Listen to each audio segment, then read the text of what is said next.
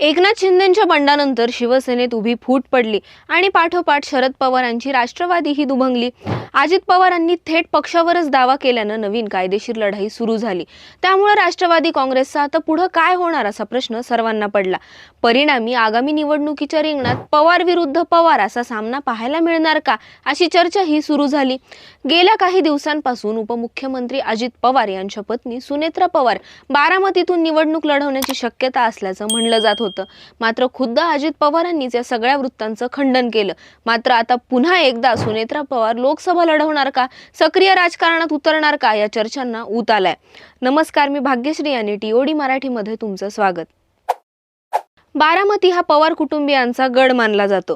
बारामती लोकसभा मतदारसंघात सुप्रिया सुळे या 3 टर्म पासून खासदार आहेत। यापूर्वी शरद पवार या मतदारसंघाचे खासदार होते, तर अजित पवारही या मतदारसंघातून खासदार म्हणून निवडून आलेत। पवारांचा हा बालेकिल्ला भेदण्याचा प्रयत्न यापूर्वी अनेकदा झाला। 2014 आणि 2019 मध्ये भाजपनेही बारामतीत आपली ताकद लावली, पण दोन्ही वेळेस सुप्रिया सुळेच निवडून आल्या।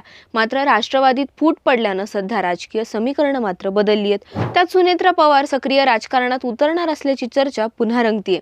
अजित पवारांना डेंग्यूची लागण झाली आणि त्यात मराठा क्रांती मोर्चानं केलेला विरोध यामुळे अजित पवार पुणे जिल्ह्यातल्या दौंड शुगरच्या मोळी पूजनाला उपस्थित राहू शकले नाहीत। त्यानंतर सुनेत्रा पवारांच्या हस्ते मोळी पूजनाचा कार्यक्रम पार पडला। अजित पवारांच्या अनुपस्थितीत अजित पवारांच्या प्रभाव क्षेत्रात सुनेत्रा पवारांनी आपलं काम सुरू ठेवलंय। सुनेत्रा पवार राजकारणात सक्रिय होत आहेत का आणि बारामती लोकसभा मतदारसंघातून निवडणूक लढवणार का असा प्रश्न पुन्हा विचारला जातोय। त्यामुळे सुनेत्रा पवार राजकारणात सक्रिय होत असल्याच्या चर्चा पुन्हा रंगतात।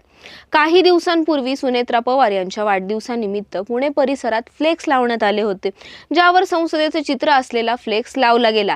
त्यात सुनेत्रा पवार यांना आगामी लोकसभा निवडणुकीसाठीही शुभेच्छा देण्यात आल्या होत्या। त्यामुळे सुनेत्रा पवार यांना बारामती लोकसभा मतदारसंघात उमेदवारी मिळू शकते अशी चर्चा होती। अजित पवारांनी या सगळ्या चर्चांना पूर्णविराम दिला असला तरी पुन्हा एकदा सुनेत्रा पवारांच्या लोकसभा उमेदवारीच्या चर्चा रंगू लागल्यात। आता सुनेत्रा पवार या सक्रिय राजकारणात नसल्या तरी त्यांच्याकडे राजकारणाचा मोठा वारसा आहे। सुनेत्रा पवार या मूळच्या धाराशिवच्या पद्मसिंह पाटील यांच्या भगिनी आहेत। अजित पवारांशी लग्न झाल्यानंतर त्या राजकारणात सक्रिय झाल्या, पण त्यांनी थेट राजकारणात कधीही प्रवेश केला नाही। हायटेक टेक्सटाईल पार्क, कापड उद्योग, एन्व्हायरमेंटल फोरम ऑफ इंडिया यासारख्या अनेक संस्था त्यांनी जोडल्या। त्यामुळे अनेक कुटुंबातील महिलांना प्रत्यक्ष किंवा अप्रत्यक्ष रोजगार मिळाला। ग्राम स्वच्छता, स्मार्ट विलेज, पर्यावरण संतुलित गाव या माध्यमातून त्या सक्रिय आहेत। या माध्यमातून त्यांनी अनेक सामाजिक उपक्रमही राबवलेत।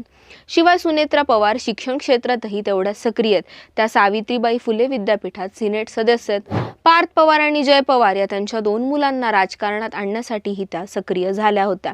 आता जेव्हा राष्ट्रवादीत फूट पडली तेव्हा बारामतीत सुप्रिया सुळेंविरोधात प्रबळ उमेदवार म्हणून सुनेत्रा पवारांच्या नावाची चर्चा रंगत होती। अजित पवारांनीही या वृत्ताचं खंडन केलं। तर अशा चर्चांवर कुणीही विश्वास ठेवू नये।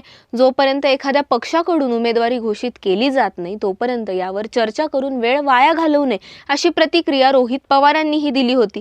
मात्र सुनेत्रा पवार यांचं सार्वजनिक कार्यक्रमात सक्रिय होणं म्हणजे लोकसभा निवडणूक लढवण्याची तयारी तर नाही ना अशी चर्चा आता पण सुनेत्रा पवार खरंच सक्रिय राजकारणात उतरतील का? आणि असं झालंच तर बारामती लोकसभा मतदारसंघात आमदार, पदाधिकारी, कार्यकर्ते यांची साथ कोणाला मिळणार याबद्दल तुम्हाला काय वाटतं? तुमचं उत्तर कमेंट करून सांगा आणि अशाच व्हिडिओसाठी टाइम्स ऑफ डेमोक्रेसीच्या YouTube चॅनलला सबस्क्राइब करायला विसरू नका। राजकारणाचं अचूक विश्लेषण आणि ताज्या घडामोडींचे विश्वसनीय व्यासपीठ टाइम्स ऑफ डेमोक्रेसी टीओडी मराठीच्या सर्व डिजिटल प्लॅटफॉर्म्सना लाईक, शेअर आणि सबस्क्राइब करा। तसंच नोटिफिकेशन्स मिळवण्यासाठी बेल आयकॉन प्रेस करायला विसरू नका।